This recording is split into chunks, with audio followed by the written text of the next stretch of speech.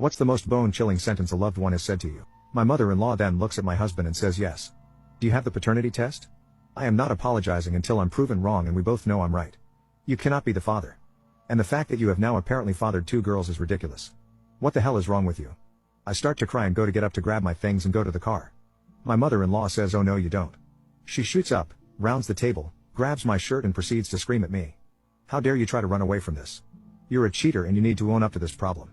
My husband screams at her to get her hands off of me and starts to make his way towards us. She then decides that I cannot be allowed to leave at any cost with her son. She slaps me across my face. My husband then gets in between me and his mom and starts to scream at her. My husband is furious and I'm crying hysterically. He grabs my hand and we are making our way to the door. When my mother-in-law grabs a snow globe from a shelf and throws it directly at me. It connects with the back of my head. I fell to my knees from the pain and before my husband can put together what just happened, she is grabbing anything she can find to throw in my direction. I'm on my knees on the ground, holding my head with one hand and my belly with the other. My husband is screaming at the top of his lungs for her to stop and she proceeds to try to get close enough to kick me. Thankfully she is old and in bad health, so she loses momentum quickly and as a last resort, my husband pushes his mom and she falls back into a shelf by the front door and he rushes me out.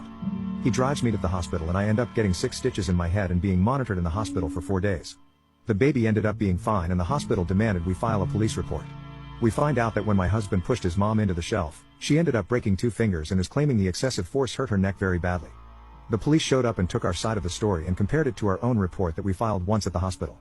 They told us that my mother-in-law is demanding to press charges against my husband for assault while we are pressing charges against her. So then my husband gets arrested but then quickly released after my father-in-law is forced to tell the truth and my mother-in-law then gets arrested. My father-in-law is now begging us to drop the charges as no one was hurt and that we are being cruel to lock up an elderly woman. We are currently at home waiting for baby 2 to arrive. I am on a strict bed rest order and my husband has taken the week off of work to help pamper me and take care of our first daughter. I asked my husband if once baby 2 arrives, we get paternity tests for both girls to send to his mom in jail as a huge FU. He thinks it's a hilarious idea and thinks we should also make copies and send them to all the relatives who are entertaining his mom's craziness along with a written letter saying goodbye. We would mention that none of them will ever see us or his daughters again, and that he hopes they're all happy knowing that they've ruined any chance they had to have a relationship with our children.